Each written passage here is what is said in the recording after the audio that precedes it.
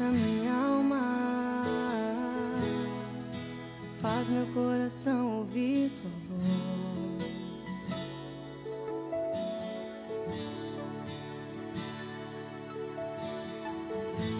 Me chama pra perto, só assim eu não me sinto só.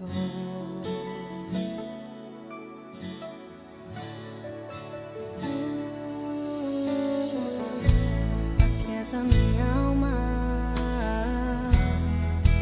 faz meu coração ouvir tua voz.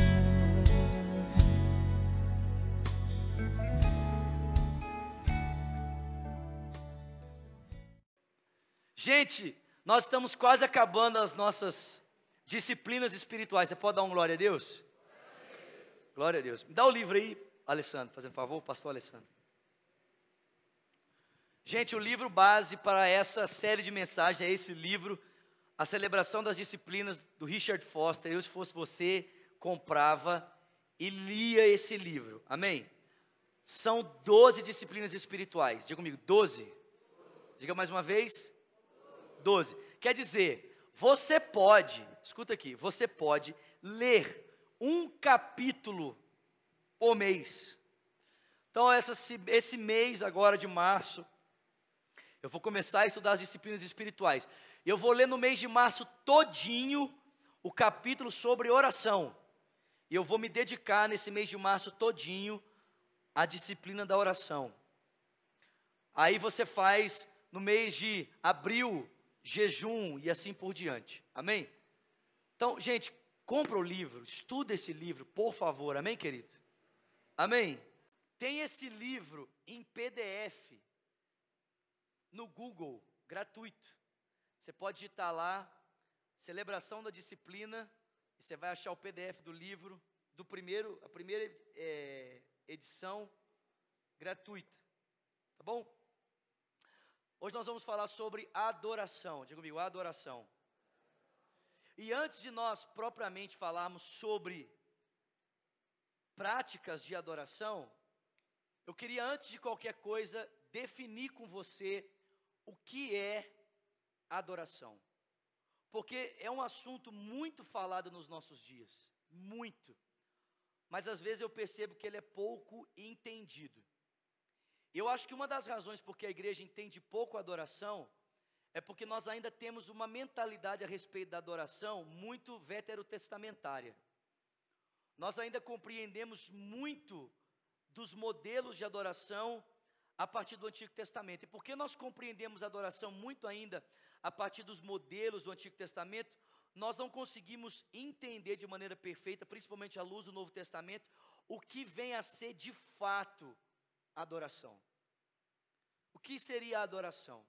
Então, a adoração é avivar a consciência pela santidade de Deus, alimentar a mente com a verdade de Deus, é purificar a imaginação com a beleza de Deus, abrir o coração ao amor de Deus e consagrar a vontade ao propósito de Deus. Amém?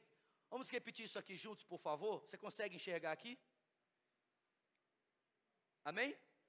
Quem não consegue, receba a cura agora em nome de Jesus. Vamos lá, todos comigo? Vamos lá.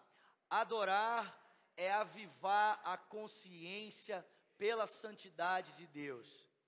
Alimentar a mente com a verdade de Deus. Purificar a imaginação com a beleza de Deus. Abrir o coração ao amor de Deus, consagrar a vontade ao propósito de Deus, amém? Olha só, adorar é experimentar a realidade, tocar a vida, é conhecer, sentir, experimentar o Cristo ressurreto no meio da comunidade reunida, é irromper na Shekinah de Deus, que é a sua glória, ou a radiância habitando no meio do seu povo, ou melhor ainda, é ser invadido pela glória de Deus, amém? Seguindo em frente, por favor. Adoração é a resposta humana à iniciativa divina. Diga comigo, adoração é a resposta humana à iniciativa divina. No primeiro livro das Confissões de Agostinho, no primeiro livro, a sua primeira confissão, Agostinho fala algo muito interessante. A primeira confissão chama invocar ou adorar. E aí Agostinho começa dizendo que Deus é digno de ser louvado, que Deus é digno de ser entronizado, que Ele é digno de ser engrandecido. E ele diz assim: e nós, pequenos mortais, nós, homenzinhos, pequenos homens da criação, nós queremos louvar o Senhor. Nós, que evidenciamos a mortalidade dos nossos atos pelas coisas que praticamos. Nós, que tornamos claro aos homens pelos atos que praticamos, que somos pecadores, nós queremos te louvar. Aí ele diz: mas como é que alguém pode te louvar se não te conhece? Como é que alguém pode glorificar o teu nome sem te conhecer? E aí ele faz a pergunta: Deus, o que vem primeiro? A invocação ou o conhecimento? O que vem primeiro? O conhecimento ou o louvor? E Agostinho conclui então, dizendo que ninguém pode conhecer sem que ouça antes. E ele diz: que eu possa adorá-lo invocando, que eu possa louvá-lo a partir do que te conheço.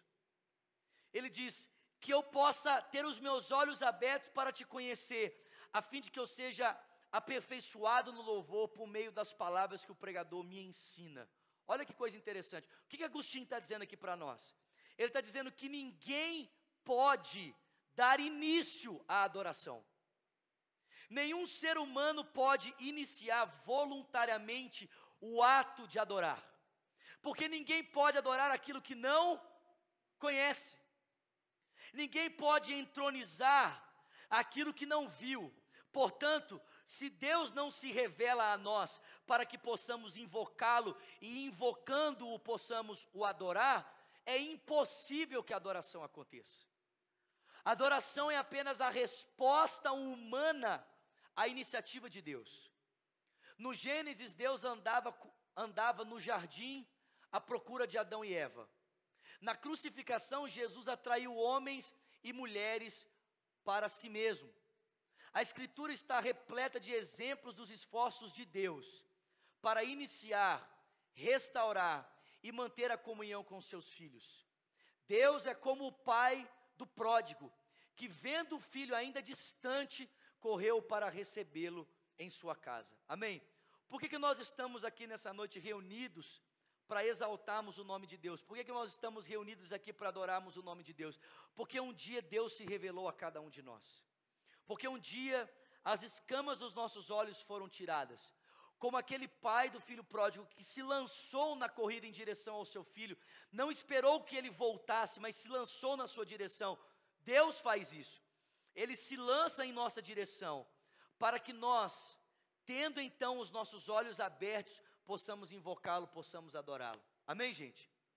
Adoração é a nossa resposta às aberturas de amor do coração do Pai. Sua realidade central encontra-se em espírito e em verdade. Ela sente-se dentro de nós somente quando o Espírito de Deus toca o nosso espírito humano. Fórmulas e rituais não produzem adoração, e nem faz o seu desuso formal. Podemos usar todas as técnicas e métodos certos, podemos ter a melhor liturgia possível, mas não temos adorado o Senhor até que o Espírito Santo toque o nosso espírito. Isso é muito forte, gente. Adoração não são regras, não são métodos. Adoração é a resposta que o crente dá à medida que o Espírito fere o seu coração, tornando a ele perceptível a pessoa de Jesus Cristo. À medida que o crente olha para Jesus por meio da ação do Espírito, então ele se volta para o Cordeiro de Deus, para que ele possa adorá-lo. Amém? Vamos ver um exemplo disso aqui, por favor? Vem comigo para Apocalipse. Apocalipse capítulo 1, a partir do verso 9. Eu, João, irmão e companheiro de vocês no sofrimento, no reino e na perseverança de Jesus, estava na ilha de Patmos, por causa da palavra de Deus e do testemunho de Jesus. E no dia do Senhor achei-me no Espírito, e ouvi por trás de mim uma forte voz, como de trombeta, que dizia: escreva num livro o que você vê, e envia estas às 7 igrejas: Éfeso, Esmirna, Pérgamo, Tiatira, Sardes, Filadélfia e Laodiceia. E voltei-me para ver quem falava comigo. E voltando-me, vi 7 candelabros de ouro, e entre os candelabros alguém semelhante a um filho de homem, e com uma veste que chegava aos seus pés e um cinturão de ouro ao redor do peito. Sua cabeça e os seus cabelos eram brancos como a lã, tão brancos quanto a neve, e os seus olhos eram como chamas de fogo, seus pés como bronze numa fornalha ardente, e sua voz como a voz de muitas águas. Tinha em sua mão direita 7 estrelas, e em sua boca saía uma espada, de 2 gumes. Sua face era como o sol que brilhava em todo o seu fulgor. E quando eu o vi, caí aos seus pés como morto. Então ele colocou a sua mão direita sobre mim e disse: não tenha medo, eu sou aquele que vive. Estive morto, mas agora estou vivo para sempre, e tenho as chaves da morte e do inferno. O que é que levou João a cair de joelhos como morto na ilha de Patmos? O que é que levou ele a cair como morto, irmãos? A revelação de Jesus.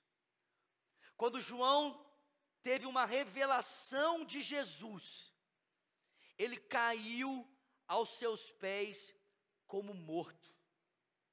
Ele perdeu as suas forças completamente, ele foi ao chão, ele se prostrou. Ele só pôde levantar porque a mão do Senhor o colocou de pé, para que ele pudesse então estar de pé diante da presença de Deus. A verdadeira adoração acontece dessa forma, meu irmão, quando nós abrimos o nosso coração para Deus, quando nós permitimos que a glória de Deus nos invada, quando nós permitimos que a glória de Deus invada o lugar em que estamos e invada o nosso coração, e essa glória então abre os nossos olhos, essa glória destapa os nossos ouvidos, para que a gente possa contemplar o Senhor Jesus. O Espírito de Deus fere o nosso coração, porque não existe outra vontade, outra atitude do Espírito no meio do povo de Deus, senão nos revelar quem é Jesus Cristo. O maior desejo do Espírito Santo aqui nessa noite é nos fazer ver e entender um pouco mais sobre Jesus. Deixa eu te contar assim, uma experiência pessoal que eu tive há alguns dias atrás, no carnaval. Na sexta-feira de carnaval, nós estávamos ministrando em São José dos Campos, na igreja da cidade.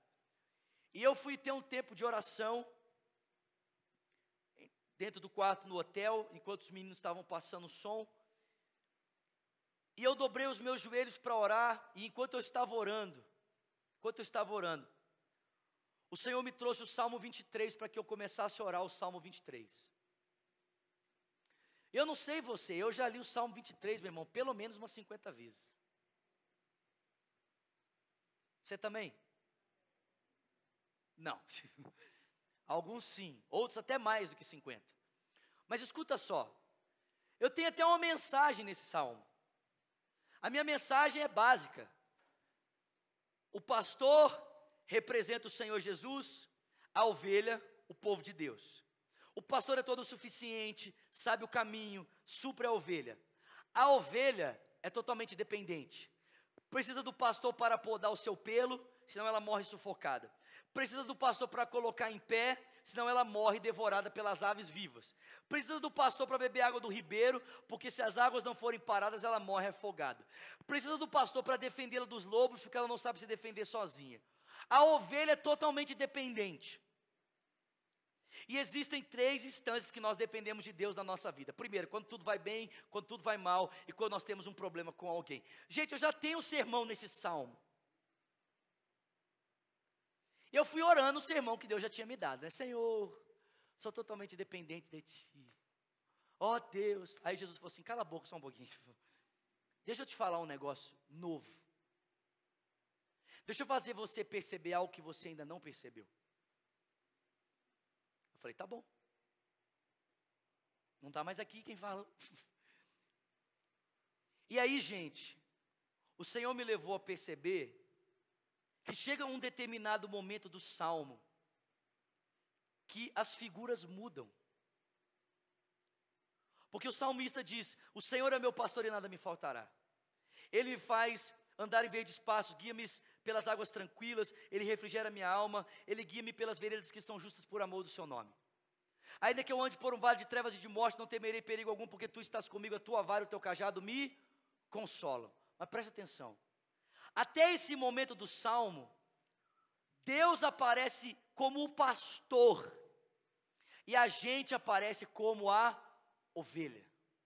Só que chega um momento do Salmo, que Davi diz, Tu preparas para mim uma mesa, na presença dos meus inimigos. Presta atenção, meu irmão, quem prepara a mesa é garçom. Quem prepara a mesa naquela época eram os escravos. E quem sentava à mesa era a gente que estava ali para ser servido. Presta atenção, meu irmão. Existe uma mudança brusca nas figuras do Salmo. Porque até esse momento, nós somos dependentes e Deus é todo suficiente. Mas chega um momento do Salmo que Deus se coloca como o nosso servo. E ao se colocar como nosso servo, Ele nos senta na mesa. E querido, Ele senta a gente na mesa, é para honrar a gente.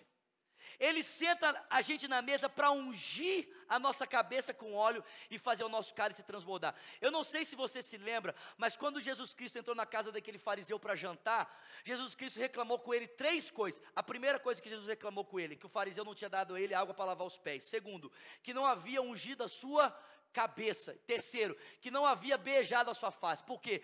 Porque essas 3 coisas tem a ver com a honra que você dá a quem você recebe em casa.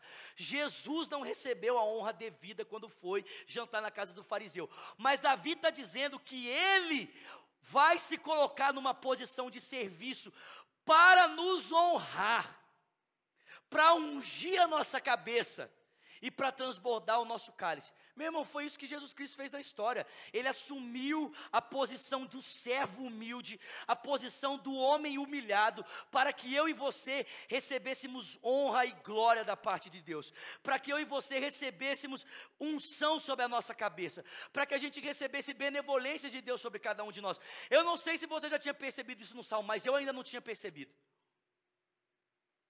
Mas porque eu me aquietei para deixar o Espírito de Deus me revelar um pouco mais sobre Jesus, eu pude perceber algo de Jesus Cristo no Salmo que eu ainda não tinha percebido. E aí, meu irmão, depois disso, você acha que eu orei? Sim ou não? Não, eu não orei, eu só fiquei chorando. Eu só fiz...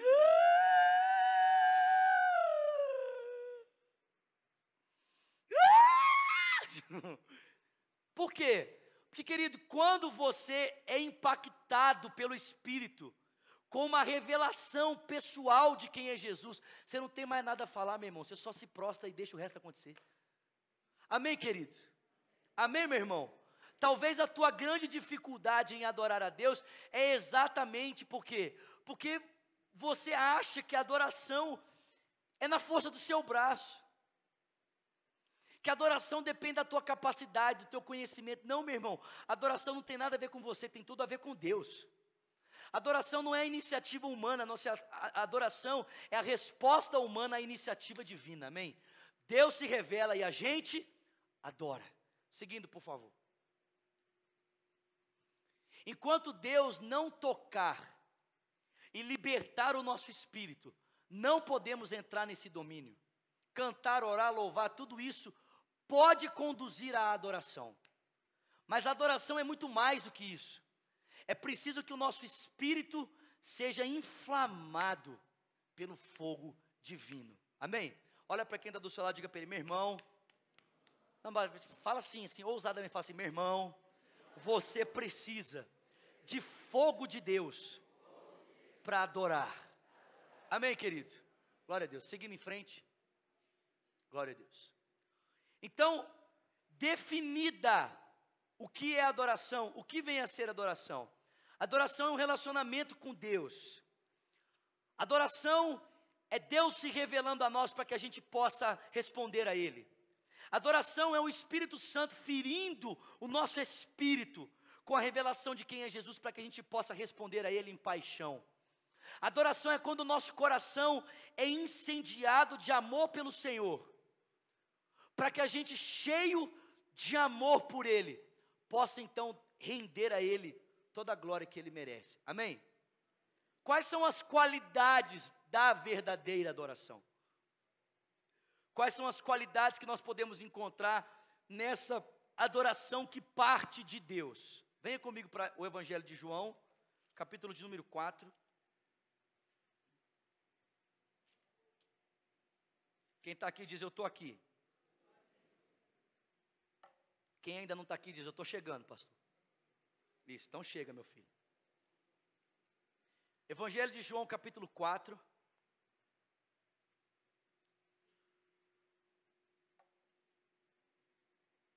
Olha o que o texto diz.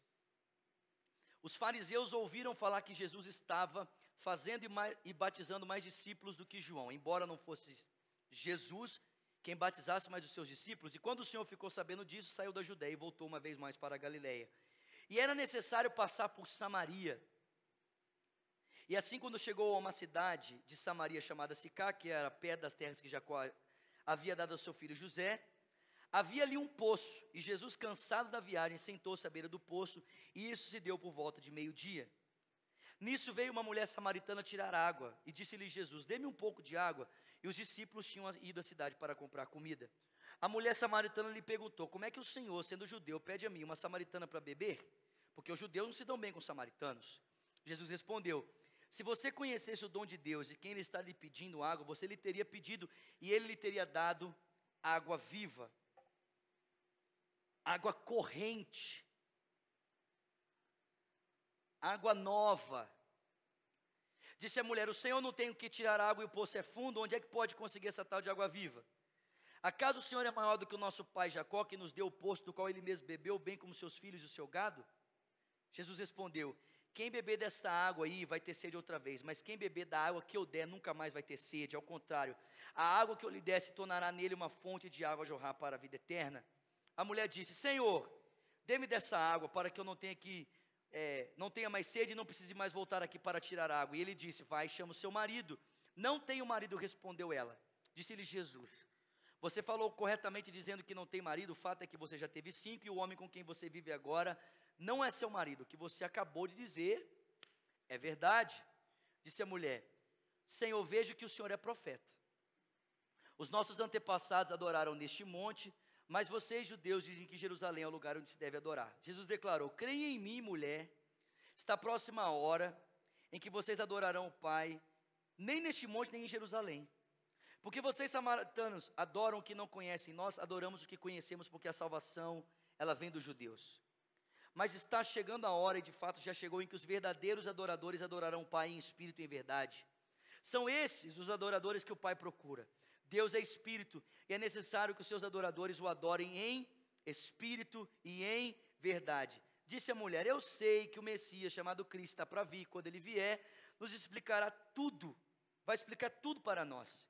Então Jesus declarou, eu sou o Messias e estou falando com você. Versículo de número 28. E então, deixando o seu cântaro, a mulher voltou para a cidade e disse ao povo, venham ver um homem que tem me dito tudo quanto tenho feito. Será que ele não é o Cristo? E então saíram da cidade e foram para onde ele estava. Talvez a conversa mais esclarecedora sobre a adoração no Novo Testamento seja essa conversa de Jesus com a mulher samaritana.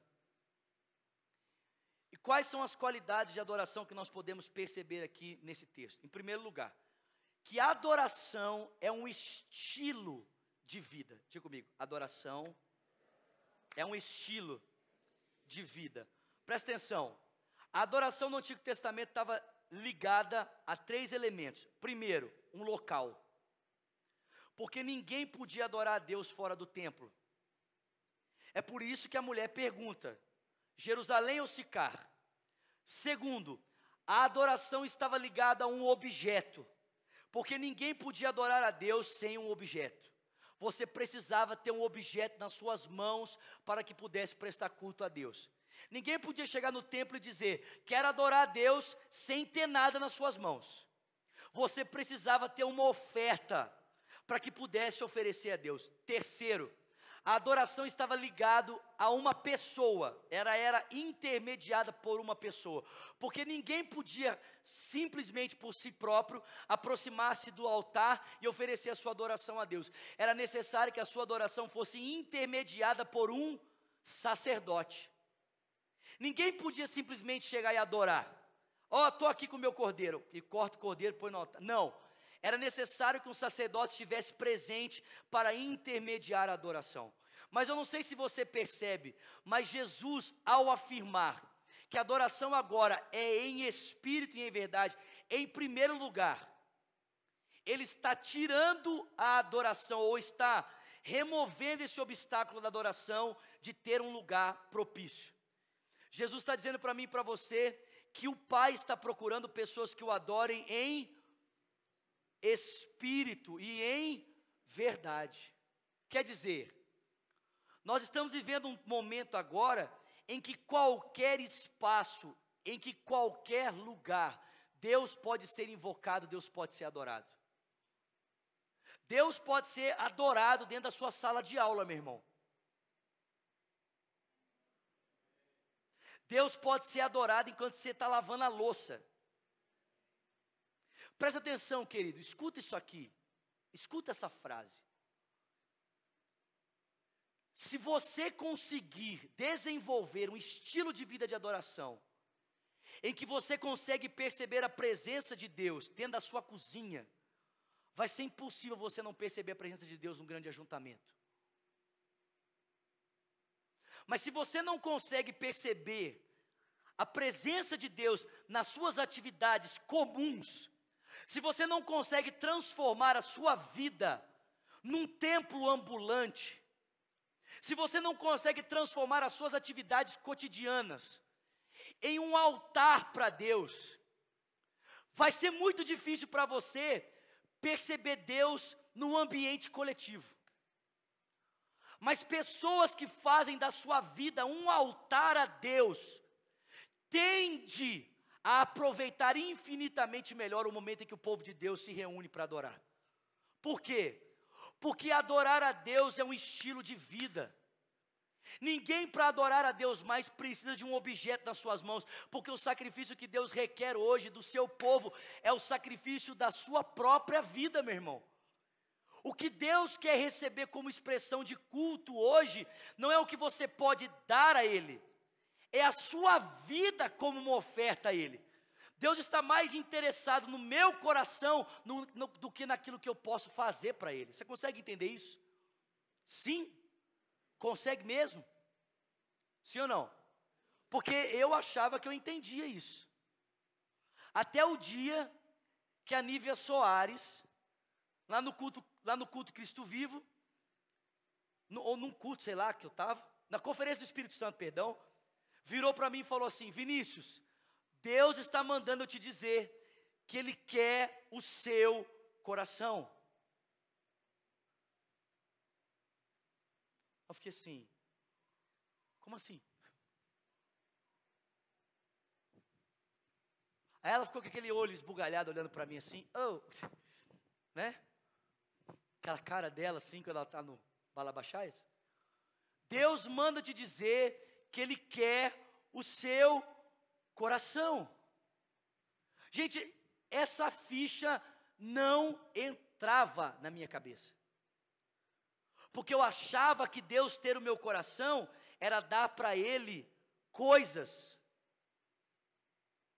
Era eu fazer coisas para Ele.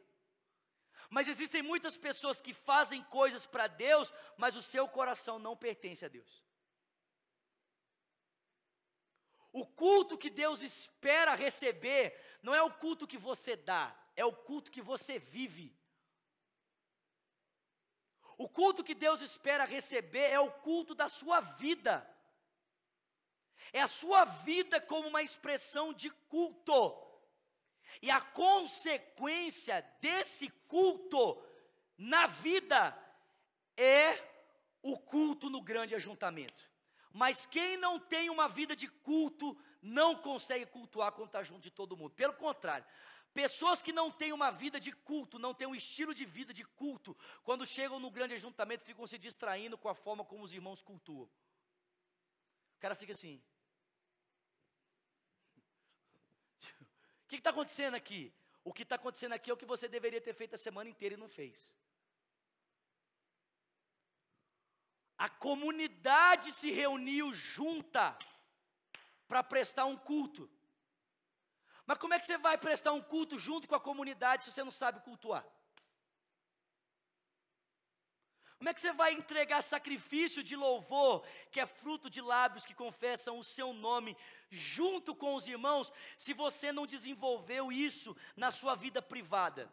Meu irmão, presta atenção, se você conseguir encontrar Deus no meio das suas louças, você vai conseguir encontrar Deus no meio do ambiente do culto.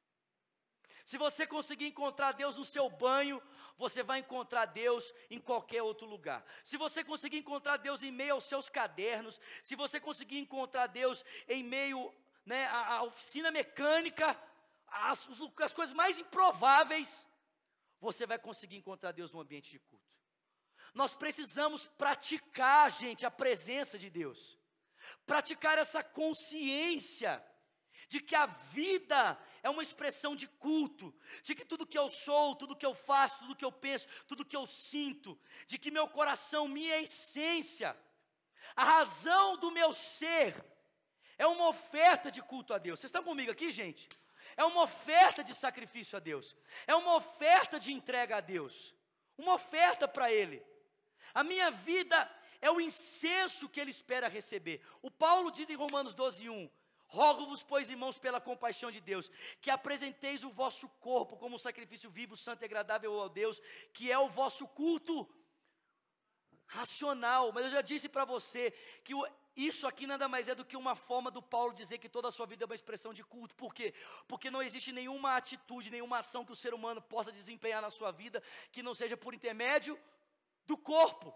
Se tudo que você faz é por intermédio do corpo, e você tem que apresentar o corpo como sacrifício, o Paulo está dizendo que tudo que é intermediado por meio do corpo tem que ser uma expressão de culto a Deus.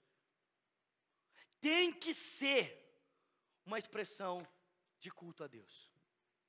Tem que ser algo para a glória de Deus. Amém, querido? Glória a Deus. Segundo, uma segunda qualidade da verdadeira adoração. Primeira é que ela é um estilo de vida. Segundo, que a verdadeira adoração é marcada por arrependimento, por confissão de pecados. Alguém pode dar uma glória a Deus por isso? Gente, são inúmeros os textos, inúmeros, do Gênesis ao Apocalipse, que mostram que quando os homens contemplam a glória de Deus, a primeira atitude dos homens é arrependimento. Talvez o mais conhecido deles seja Isaías 6. No ano em que morreu o rei Uzias, eu vi o Senhor, assentado sobre um alto e sublime trono, as horas do seu manto enchiam o templo. Os querubins estavam por cima dele, cada um deles tinha 6 asas, com 2 cobriam o rosto, com 2 cobriam os pés, com 2 eles voavam, e eles rodeavam o trono de Deus, dizendo, Ele é santo, santo, santo, Ele é o Senhor dos exércitos, e a terra toda está cheia da glória dele. O texto diz que a base do limiar se moveu com a voz do que clamava, a casa se encheu de fumaça, e então eu disse, ai de mim, estou perdido, porque eu sou um homem de lábios impuros e habito no meio de um povo de impuros lábios, e os meus olhos viram o rei. Quando Gideão viu o anjo do Senhor, que é a pessoa de Cristo revelada no Antigo Testamento, ele caiu dizendo, eu vou morrer. Porque adorar a Deus implica em arrependimento. A mulher perguntou para Jesus, como é a forma certa de adorar? Jesus respondeu para ela. Mas ao mesmo tempo que ele responde a ela, declarando a ela a forma certa de adorar, ele chama ela para o arrependimento. Ele diz, vai e chama o seu marido. E ela diz, não tenho marido. Ela reconhece a sua debilidade. Ela reconhece a sua carência, sua insuficiência, sua vida de pecado e a sua incapacidade de resolver aquele conflito, exatamente porque ela é ignorante a respeito da forma certa de adorar a Deus. Adorar envolve arrepender-se, prostrar-se diante de Deus com o rosto no chão. Escuta aqui, todas as palavras, todas as palavras do Novo Testamento que são usadas para falar sobre adoração implicam em atitudes. Todas.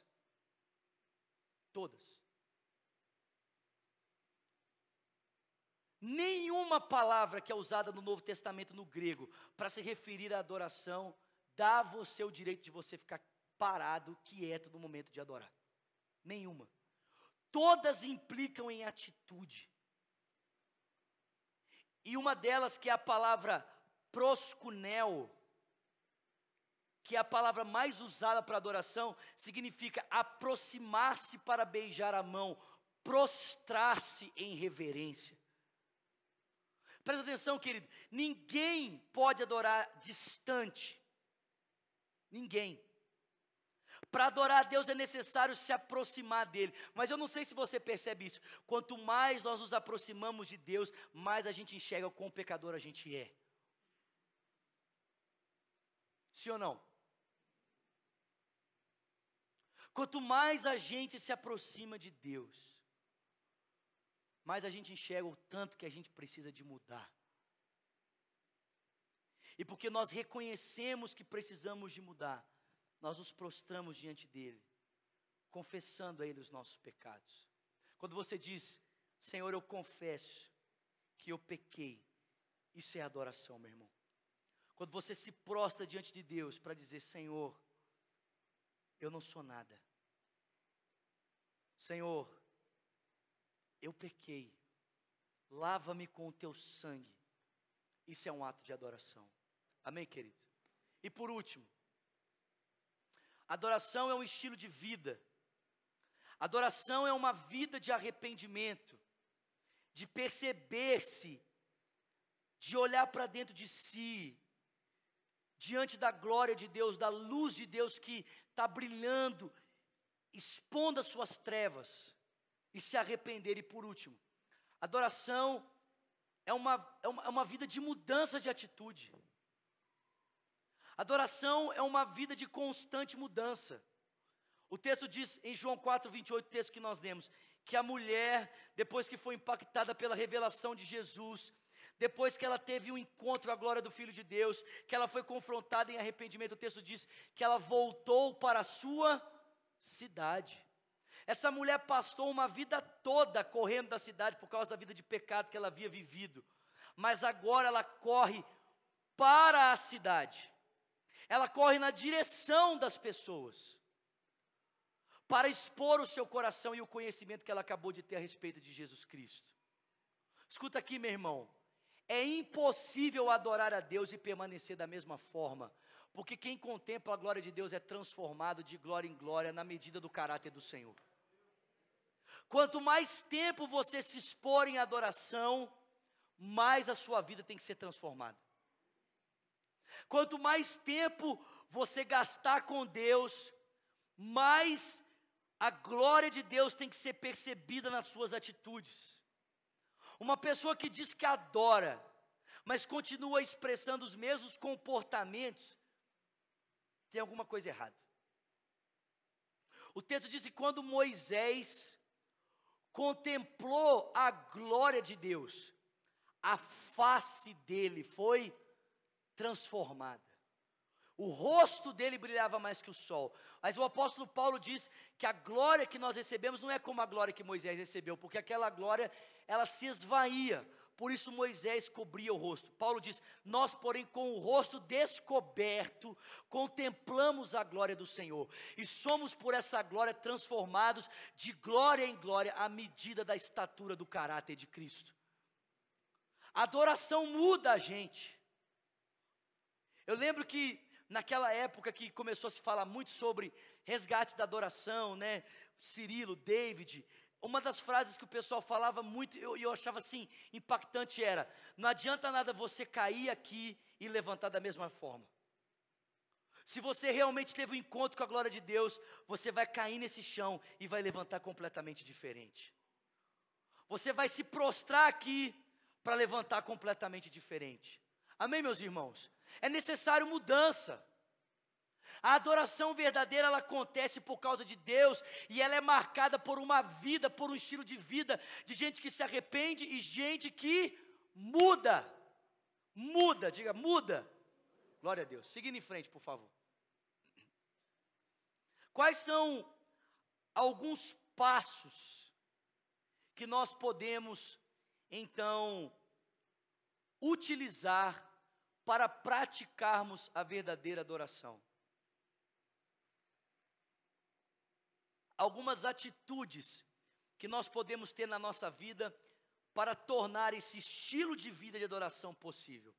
Primeiro, a prática da presença de Deus. Diga comigo, a prática da presença de Deus. Escuta aqui, quando é que Jesus está com você?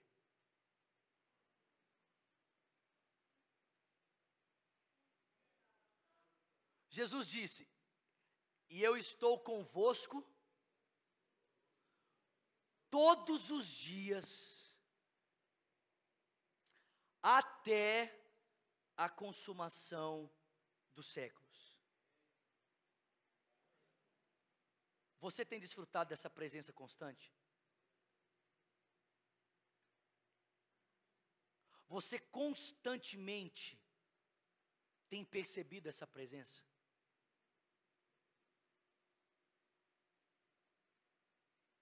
Porque se Jesus está conosco constantemente, seria a maior perda de tempo não perceber a sua presença. Sim ou não? Poxa, eu estou constantemente com aquele que faz, pode e é tudo, mas eu gasto mais o meu dia percebendo os meus problemas do que percebendo a sua presença. Eu tenho mais consciência das minhas lutas do que da presença daquele que transforma todas as lutas. Gente, escuta só, nós não praticamos a presença de Jesus. Vou dar um exemplo com você que aconteceu comigo essa semana. Fui cortar o cabelo, quarta-feira, e aí eu cheguei no salão, e tinha um cara cortando o cabelo. Aí eu falei com o cara que corta o meu cabelo, falei assim: irmão, eu vou ali deixar uma trouxa de roupa para lavar, e eu já volto, guarda o meu lugar. Ele falou: beleza. Fui lá, deixei a trouxa de roupa e voltei. Quando eu voltei, tinha um cara sentado. Ele guardou o meu lugar, sim ou não? Não. Aí eu já fiquei irritado. Aí eu sentei, já pedi para ele guardar o meu lugar. Aí já comecei a ficar, né? Porque na hora que ele acabou de cortar o cabelo do cara que estava na cadeira, ele falou: seu fulano. E me deixou lá sentado esperando. Eu já fiquei com raiva. Era a minha vez. Para piorar, enquanto eu estava lá com raiva, meu telefone tocou. E era alguém querendo falar comigo. Não, escuta. Não, escuta. Presta atenção. Era alguém querendo falar comigo. Escuta. Deixa eu terminar antes de você rir da minha cara. Né? Porque tem gente que me liga, ela não quer falar comigo. Tem gente que me liga porque ela quer uma oração, Essa pessoa queria falar comigo. Ela queria conversar comigo. E eu não estava a fim de conversar. Porque eu estava irritado porque o cabeleireiro tinha passado alguém na minha frente. E era uma senhora, sei lá de quantos anos. E ela queria conversar comigo. E aí, eu atendi o telefone daquele jeito, né? Alô? Era o pastor Vinícius? É! O que você quer? Estou brincando. Falei assim, pastor, eu preciso muito de falar com o senhor. Falei, irmã, olha só. Eu quero cortar o meu cabelo. Eu quero voltar para minha casa. Para terminar a mensagem da Lagoinha Mineirão. Dá para ser depois, irmã? Eu pensei comigo. Mas aí eu, respondi, claro, irmã, estou à sua disposição. Falso, mentira, estava nada, eu não queria era falar com ela. Mas naquele momento que eu abri a minha boca para ser falso, para falar com ela que eu queria atender ela, quando na verdade eu não queria, o Espírito Santo falou comigo, pratica a presença de Jesus. Porque essa mulher tem algo de Deus para falar com você. Acorda, pratica a presença de Jesus. Você está muito preocupado com o cara que passou na sua frente e não está percebendo a realidade espiritual que está acontecendo aqui agora. E aquela mulher começou a falar, pastor, faz tanto tempo que eu frequento o seu culto, eu queria falar com o senhor. E ela começou a falar, irmão. E à medida que aquela mulher foi falando, era como se o próprio Jesus estivesse dizendo as coisas que aquela mulher estava falando para mim. Eu fui recebendo aquilo, e eu fui me enchendo, mas não me enchendo de orgulho, eu fui me enchendo do Espírito Santo, à medida que aquela mulher ia falando, porque eu comecei a receber as palavras dela, não como se fossem apenas palavras dela, mas como se fossem as palavras do próprio Jesus falando comigo. E quando eu desliguei o telefone, irmão, eu já nem queria saber de rapar a cabeça, eu queria entrar no balabaxá. Vamos lá. Mas olha só, porque nós não praticamos a presença de Jesus. Nós às vezes não percebemos Jesus em coisas simples. Nós não percebemos as dádivas de Jesus nas pequenas coisas. A gente anda muito distraído e a gente esquece que Jesus está mostrando a sua benevolência, o seu cuidado, está nos dando direções em coisas simples, em pequenas coisas. Se você quer adorar a Deus, meu irmão, você precisa praticar a presença de Jesus na sua vida. Amém? Segundo, você precisa procurar experiências diferentes na adoração. O que eu quero dizer com isso? Que você precisa participar de um seminário com David Keelan, outro com Cirilo, outro com Ana Paula Valadão e outro com Cristo Vivo. Sim ou não? Amém, irmão? Não é isso? Não, não é isso. Não é isso. O que eu estou querendo dizer é que você precisa aprender a adorar a Deus no privado. Você precisa aprender a adorar a Deus no coletivo. Você precisa propositalmente lá na sua célula, escuta aqui, propositalmente, você precisa pegar um dia da sua célula e separar aquele dia só para vocês adorarem a Deus juntos.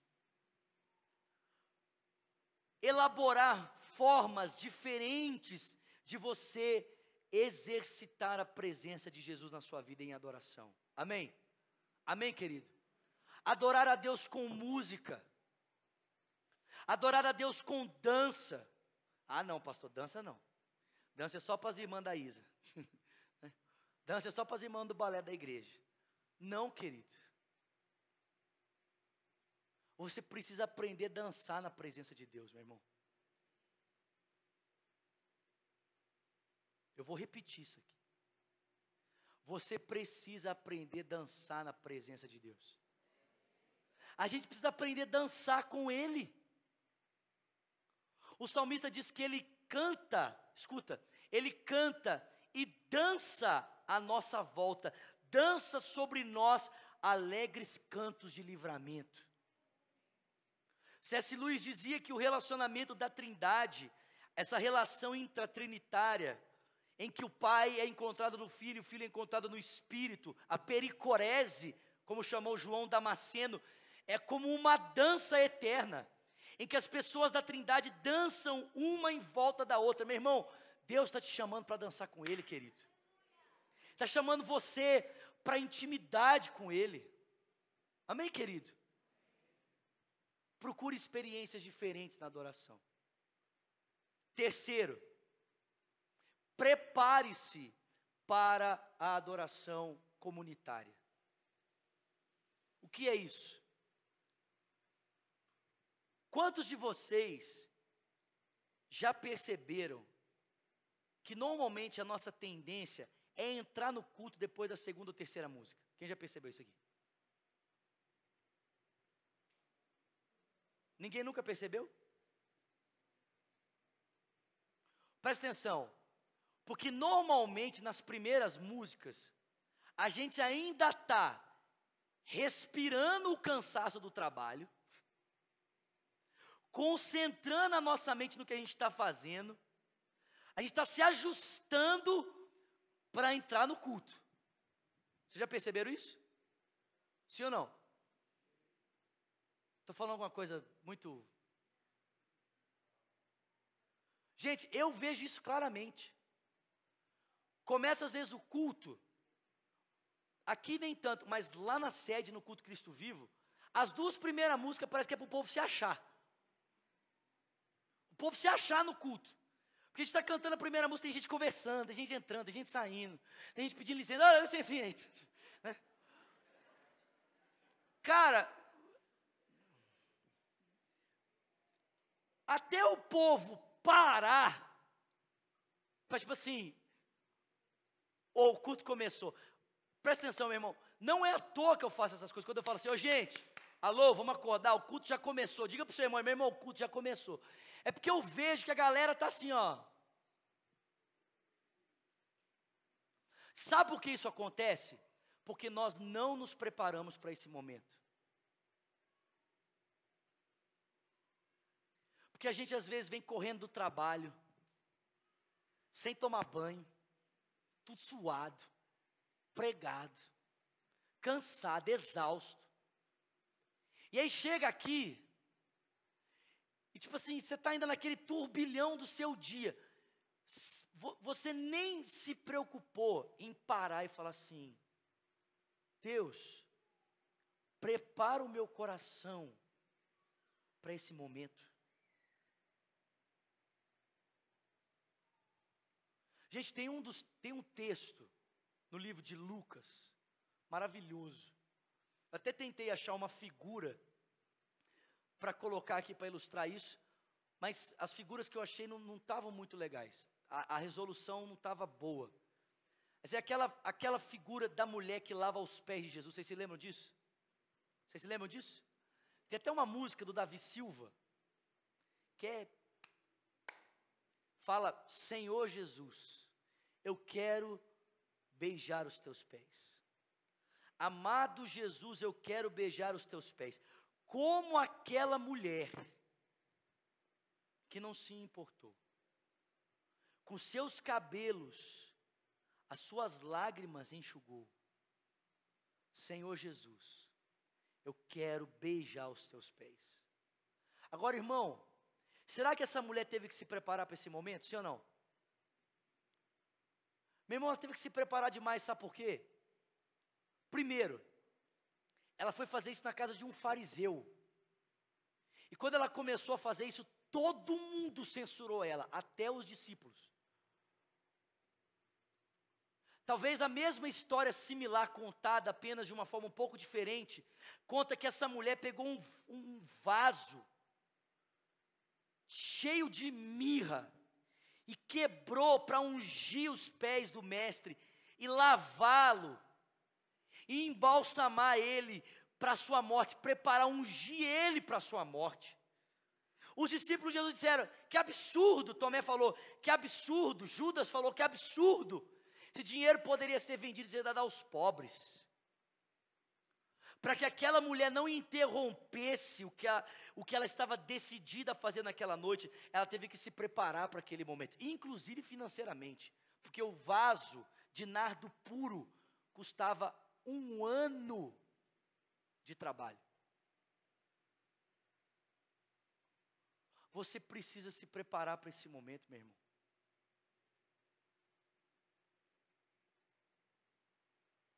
Eu já disse isso aqui, o lugar de encontrar Deus mudou, mas a forma de encontrar Deus não mudou, querido. O salmista diz: quem subirá ao monte do Senhor? Quem estará no seu santo templo? Deus não é mais encontrado no templo, amém? Porque agora todo lugar é templo de Deus. Mas a forma como Deus espera ser encontrado não mudou. Ele espera ser encontrado por gente que tem mãos limpas e um coração puro. Gente que não entrega a alma para a vaidade e que não jura enganosamente. Cara, a gente tinha que chegar aqui no culto, cumprimentar os irmãos. Ei, irmão, beleza? Glória a Deus. E 5 minutos antes do culto começar, a gente tinha que ir para o nosso cantinho, sentar e ficar quietinho. Deus, prepara o meu coração, Senhor, para essa noite. Eu lembro que na época dos mover louco, do Cirilo, do David Keelan, eu lembro que nessa época, cara, você chegava na igreja e o povo já estava todo mundo orando. Não precisava começar o louvor para o povo começar a adorar. Quando o louvor começava, o povo já estava adorando, fazia ó.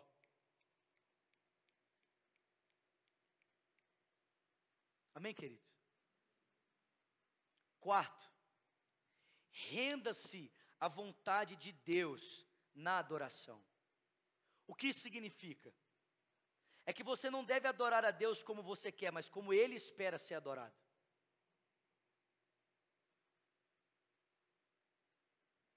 Uma das grandes desculpas que as pessoas usam para não se envolverem na adoração é a desculpa do temperamento. A pessoa diz assim: mas eu sou tão tímido, e eu adoro a Deus do meu jeito. Mas quem disse que Deus quer que você adora do seu jeito? Deus quer que você adora do jeito dele.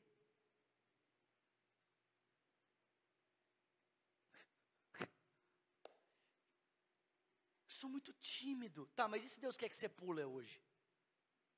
E se Deus quer que você corre hoje? Se Deus quer que você grita hoje? E aí? Deus, respeita a minha individualidade, por favor, né? É assim que a gente faz? Sim ou não? Quando Deus mandou os filhos de Israel darem 7 voltas e gritar em volta da muralha, Deus falou para Josué assim: Josué, agora aqueles que são mais tímidos, os que são mais quietos, esses não precisam gritar, porque eles vão ficar todo envergonhados, tudo tímido. Então assim, pede só para os que são mais expansivos, né? O pessoal que é mais sanguíneo, dá um brado de vitória. Foi isso, sim ou não, irmãos? Sim ou não, irmãos? Não. Diga ao povo que grite. Diga ao povo que abra a boca e berre em exultação ao nome do Senhor, e as muralhas cairão. Nós precisamos nos render ao que Deus quer em adoração, amém? Também não é o que o ministro de louvor quer, é ao que Deus quer, amém, meu irmão? Né? Fica mais confortável para os irmãos, né? Não é o que o pastor quer, é o que Deus quer. Agora, gente, escuta isso aqui. Se a gente se rende, já vou encerrar. Se a gente se rende a Deus em adoração, quem é que se torna o líder da nossa adoração? Deus. Se a gente se rende em adoração, o próprio Jesus se torna o líder da adoração. Agora, meu irmão, imagina o sumo sacerdote Jesus Cristo conduzindo os filhos de Deus à adoração que agrada a Deus. Vocês estão comigo aqui? Meu irmão, se Jesus é o líder da nossa adoração, Ele vai nos levar para os lugares da cura.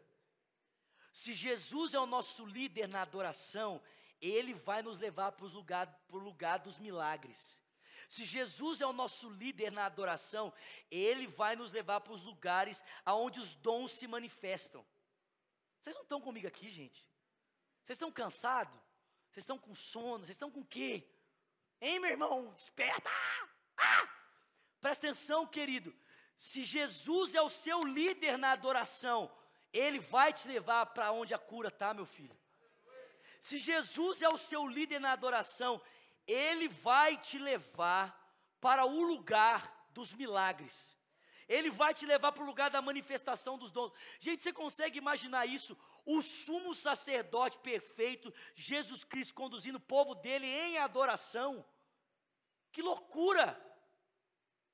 E ele faz isso por intermédio do ministro de louvor, mas ele também faz isso de outras formas. Gente, nós precisamos nos render mais.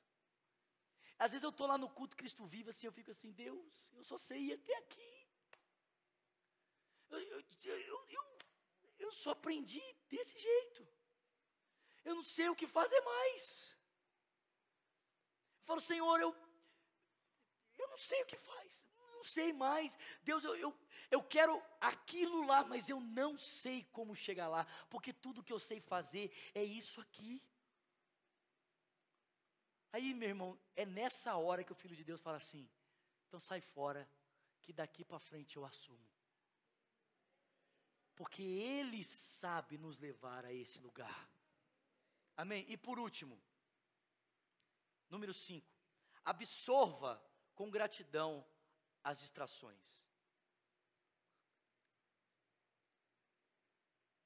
Eu já disse para vocês que uma das grandes dificuldades que eu tinha na minha vida era ver o povo dormindo no culto. Nossa, irmão, queria me matar de raiva, era eu olhar para a pessoa e ela está assim, ó.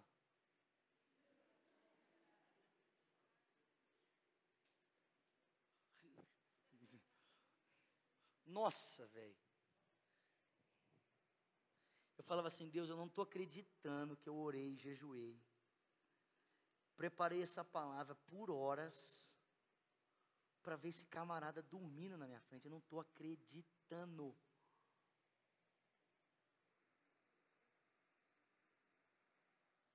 Até o dia que o Espírito Santo falou comigo, você já parou para pensar que essas pessoas podem ter problemas seríssimos com insônia e que o único lugar que elas podem encontrar paz para verdadeiramente descansar é na minha presença, no ambiente do culto? Irmão, depois desse dia eu sosseguei. Foi assim, ó, o Espírito Santo fez assim comigo, stop! Aí eu, né? Fiquei mansinho. Preste atenção, meu irmão. Por que absorver as distrações com gratidão? Porque, às vezes, você está no ambiente do culto querendo adorar, e tem uma criança fazendo barulho. Aí você fica assim, estrangular esse menino. Não, em vez de você querer estrangular o menino, agradece a Deus pela saúde dele. Fala, Deus, obrigado que esse menino está cheio da saúde. Olha aí que maravilha, que menino saudável. Porque se esse menino tivesse doente, ele estava sentado. Vê o povo dormindo. Fala, Deus, obrigado, porque esse povo está encontrando descanso na sua presença. Esse povo está encontrando paz na sua presença. Porque se esse culto fosse uma opressão, não tinha ninguém dormindo aqui. Se esse pregador tivesse oprimido, ninguém estava dormindo, né? E esse sermão deve ser tão bom, que além de surtir o efeito, ele ainda põe os irmãos para descansar no Senhor. Aleluia. Que sermão maravilhoso, né? Gente, nós precisamos aprender a absorver as distrações com gratidão. Na hora que eu parei de reclamar do cabeleireiro que tinha passado a pessoa na minha frente, eu pude ouvir Jesus Cristo falando comigo através de uma senhora. Ela nem precisou dizer assim diz o Senhor.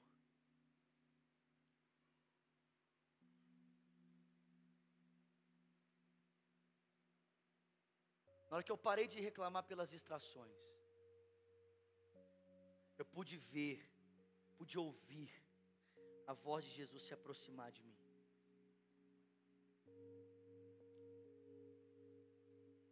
Eu te pergunto nessa noite, você quer crescer em adoração, meu irmão? Você quer crescer em intimidade com Deus, sim ou não? De verdade? Porque olha só, vou te perguntar por que eu falei de verdade. Esses dias, eu estava lavando a minha louça. Gente, Deus nunca falou tanto comigo lavando a louça. Esse negócio de lavar a louça está sendo de Deus. Sério. Eu acho que Deus às vezes fala mais comigo lavando a louça do que escutando alguns pregadores. Eu estava lavando a minha louça. E eu sempre coloco a minha musiquinha ali, vou lavando a minha louça e falando com Deus. E aí eu falei tipo alguma coisa com Deus assim, tipo assim, Deus, eu quero te dar tudo. Eu quero te dar tudo que eu tenho, eu quero te dar tudo que eu sou. E na hora o Espírito Santo me perguntou, você quer dar mesmo?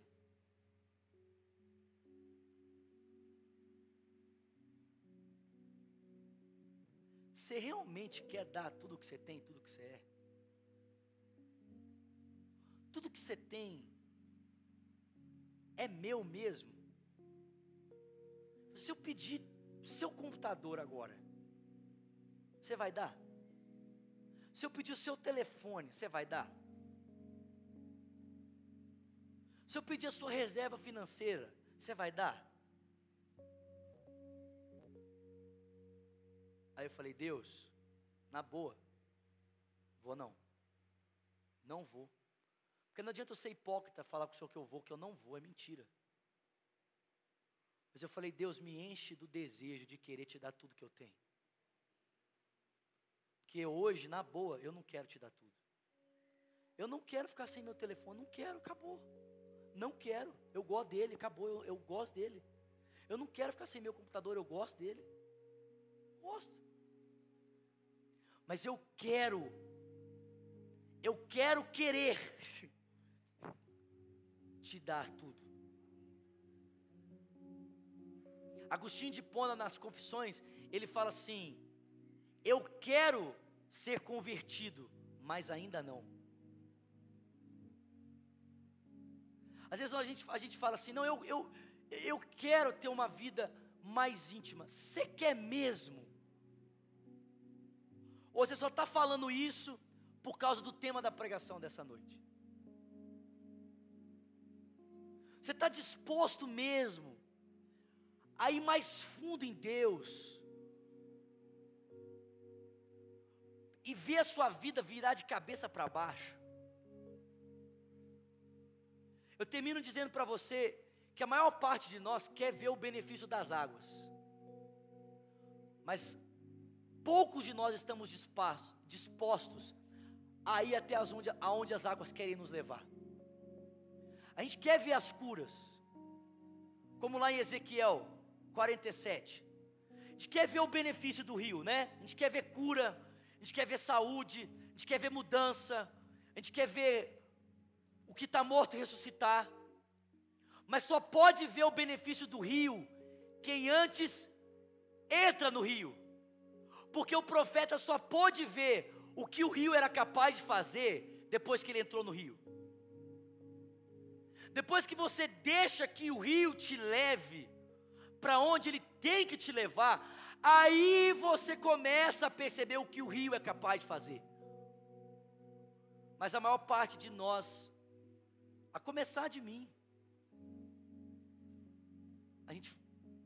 em algumas áreas nós falamos com Jesus, ó, já tá, o tornozelo está molhado, tá bom pra caramba, porque até aqui, ó, eu estou no controle ainda. Você quer ir mais fundo em Deus? Ou você querer ir mais fundo em Deus? Fica de pé no seu lugar. Eu acho que nós temos dois corações aqui essa noite. Os que querem ir mais fundo em Deus e os que estão querendo ir mais fundo em Deus.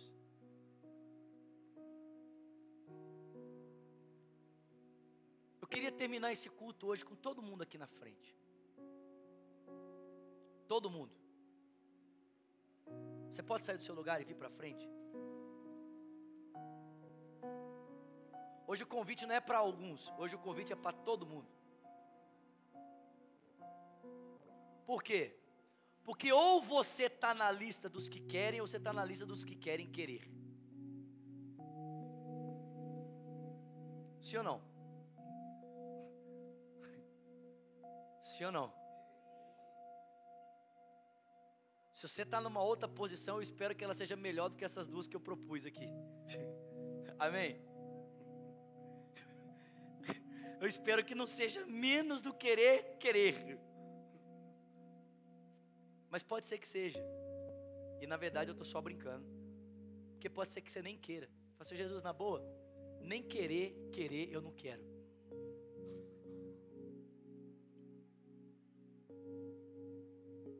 Mas Deus sempre vai nos chamar para um lugar mais profundo nele. Feche os seus olhos.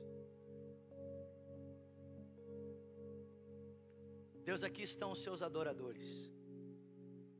Os adoradores que te adoram em espírito e em verdade. Aqui estão os adoradores, Pai, que o Senhor procura. E a nossa oração é: ajuda-nos a querer mais do Senhor nas nossas vidas, a desejar-te mais. Que como Agostinho a gente possa dizer: eu quero me converter, mas ainda não. A gente possa ser sincero, e que aqueles que no nosso meio já realmente querem porque querem, leva-os a esse lugar mais profundo, Senhor. Leva-os. Os que estão querendo